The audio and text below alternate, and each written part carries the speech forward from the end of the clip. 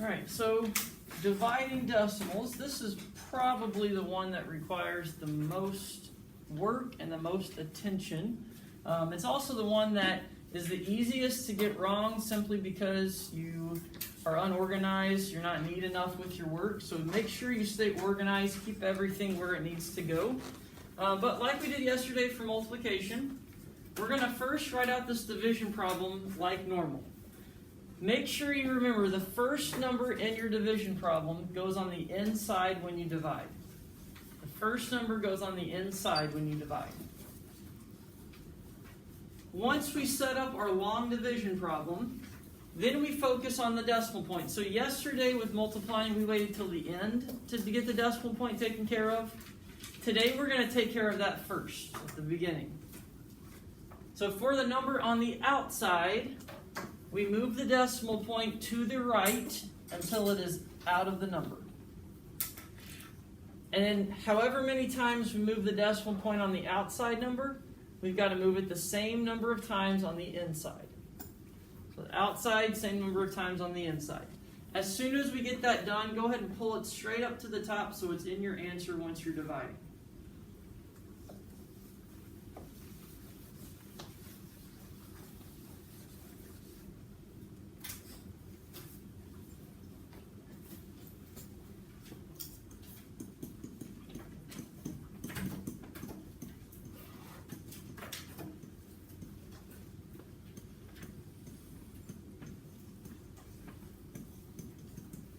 If we've got a division problem, we're going to write it out like it's a long division problem. First number divided by the second is going to look like this. Second number on the outside, first number on the inside.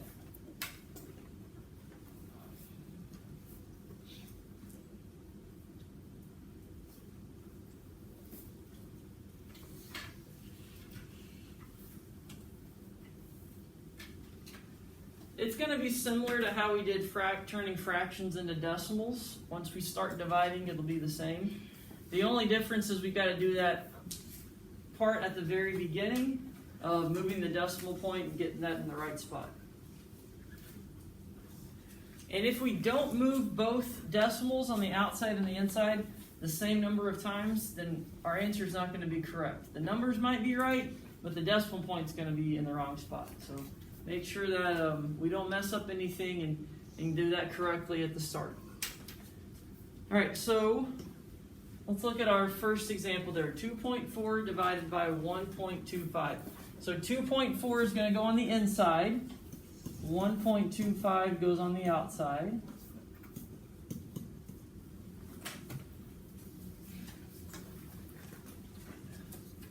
.25. We're going to have to move this decimal point 2 times to the right so that it becomes 125.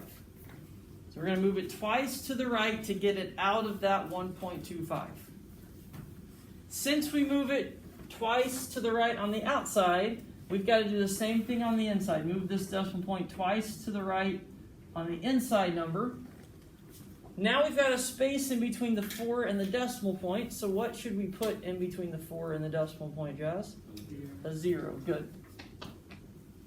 As we start to divide, we don't want remainders, so if we need to add zeros after the decimal point, like we did last week turning fractions to decimals, we'll do that as well. And then pull your decimal point up to the top where it's at right now, so don't forget about that.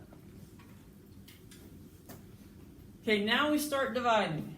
So the downside to dividing decimals is when you move that decimal point, most of the time you're going to get bigger numbers like 125 and 240. 125 goes into 240 one time.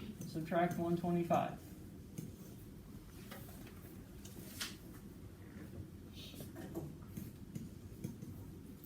That's going to give us 115. Now 125 doesn't go into 115, so we add that 0 after the decimal point and pull it down. Now we see, okay, how many times will 125 go into 1,150? What is 125 times 10? 1,250. So 10 wouldn't work, but what do you think would work for this? 9, yes. And 125 times 9 would give us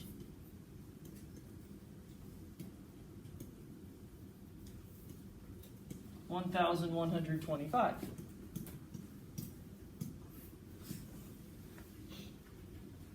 Subtract that, we get 25 left over. And we're going to pull down one more zero.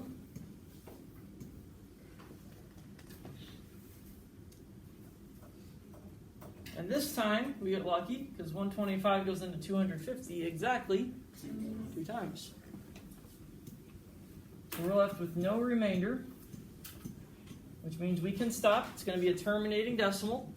And our answer would be 1.92. Now it says up at the top to round to the nearest hundredth. Since our decimal ends, we don't have to worry about rounding. So if it were to stop in the tenths or the hundredth spot, you don't have to worry about rounding. That's your answer right there. If it continues past the hundredth spot, we're going to need to go one more time to the thousandths so we know if we should round up or keep it the same.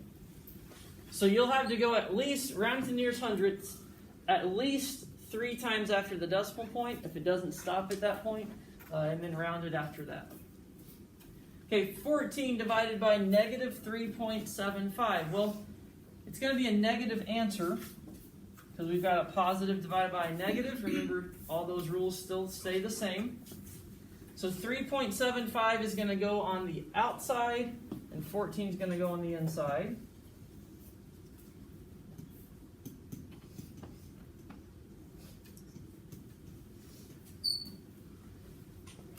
And the 14, as of right now, where is that decimal point on the 14? Where's the decimal point? I heard somebody say it. After the 4, right? So I'm going to go ahead and just kind of put it there so we remember it's there. We need to move our decimal point 2 times to the right to get it out of that 3.75. So we've got to move it 2 times to the right after this 14. And so it's going to be 1,400.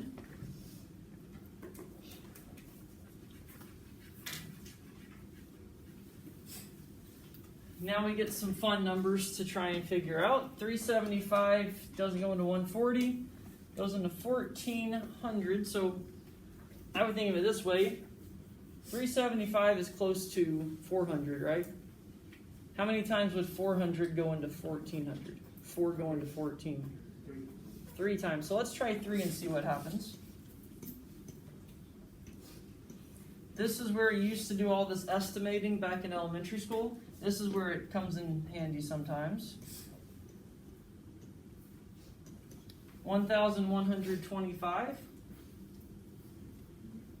And we can't add another 375 to it. It's going to go over. So 3 would be, what happens? We're going to subtract 1,125.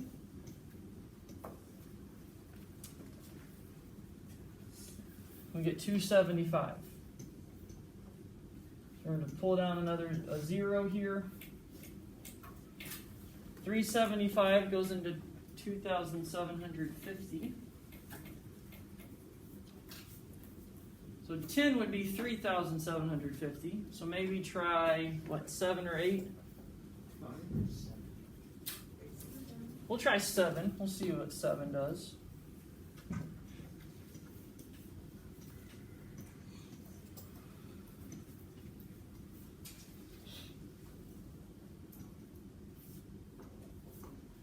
$2,625, so that works nice. It'll be 3.7. Since we're rounding to the nearest hundredth, we need to go at least 2 more times, unless it ends, to make sure we know if we're going to round that hundredth spot up or we're going to keep it the same. So we subtract here. We get 125. Pull down another 0.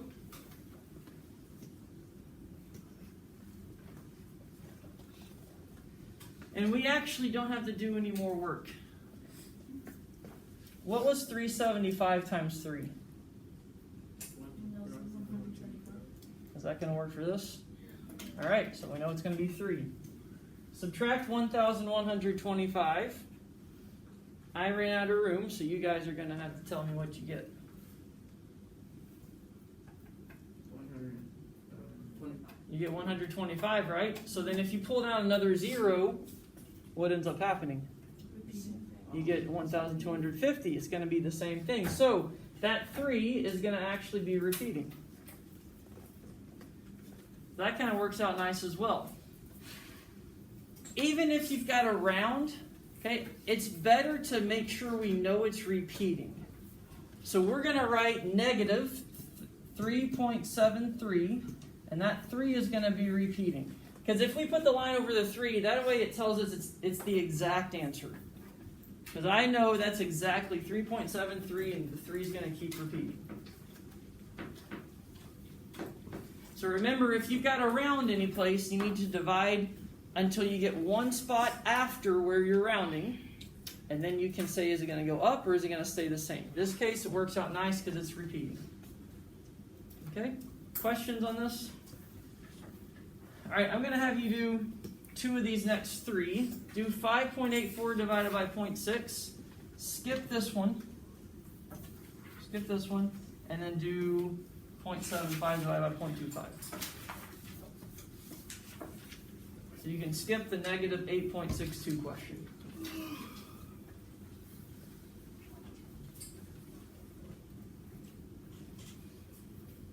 Make sure the first number goes on the inside.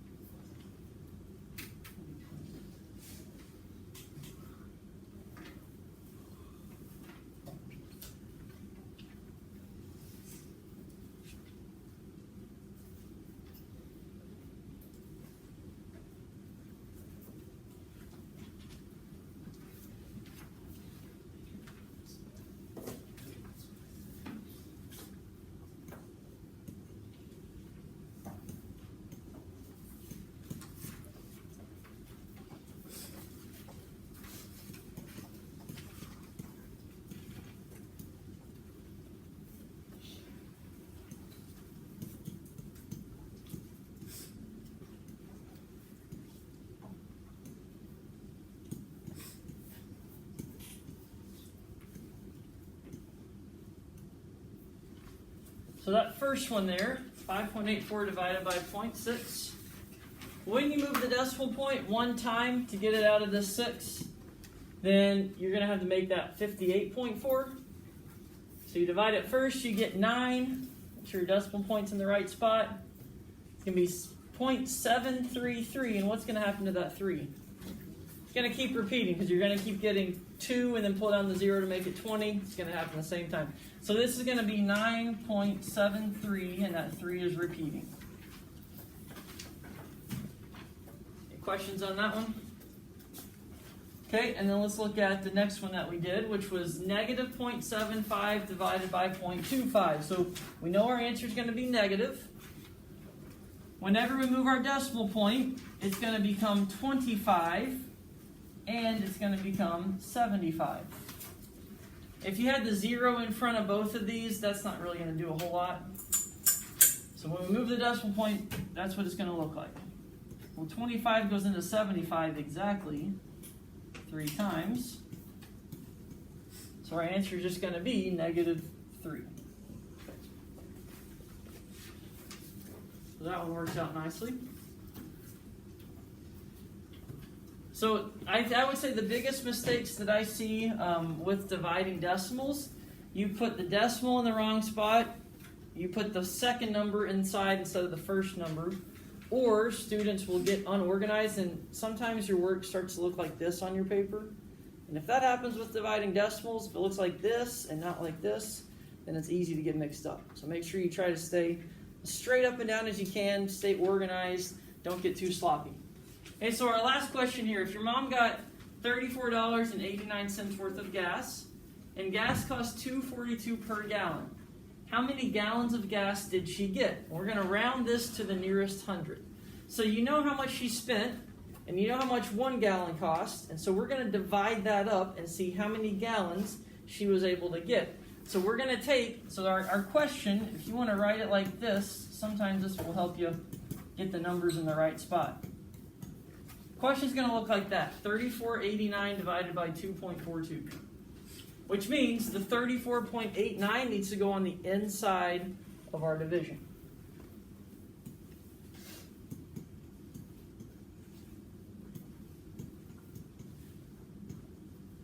We need to move our decimal point to the right 2 times, and then pull that up to the top so we don't forget.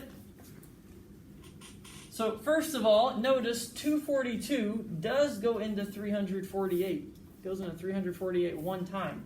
So we can put a 1 above that 8, subtract the 242 there.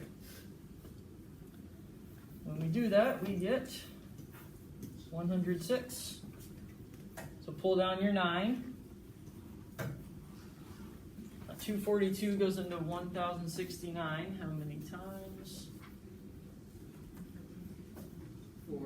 4. 242 times 4 gives us 968. Yep, so that would work. So 14, subtract 968. We get 101. Now we got to pull down a 0. Well, let's think smarter, not harder. We already know how many times it can go into 1010. How many times? What's 242 times 4? 968. So it can't go up any more than that. So it's going to be 0.4. Subtract your 968.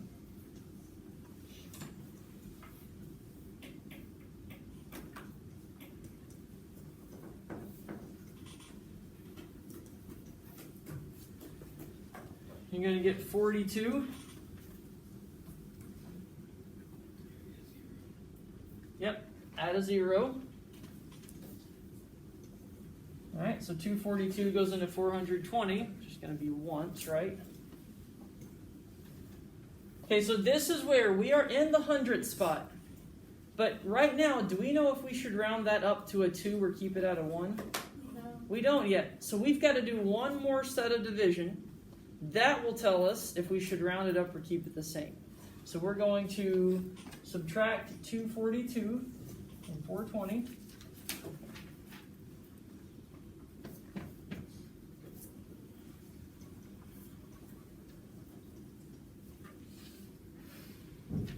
That's going to give us 178.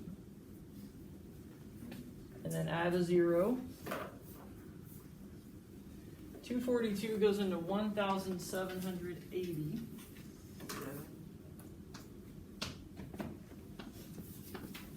Yep, give me 7 times. And now we can stop. We don't have to go any further because we get 14.417. It may be an 8, but really that doesn't matter. Why does that not matter? It's a 7 or an 8. Exactly.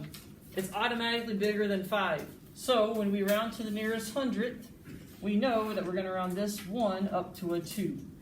So it's going to be 14.42 gallons. So when you're dividing and it doesn't stop, you've got to round to the nearest hundredth. You need to keep dividing until you get to the thousandth spot.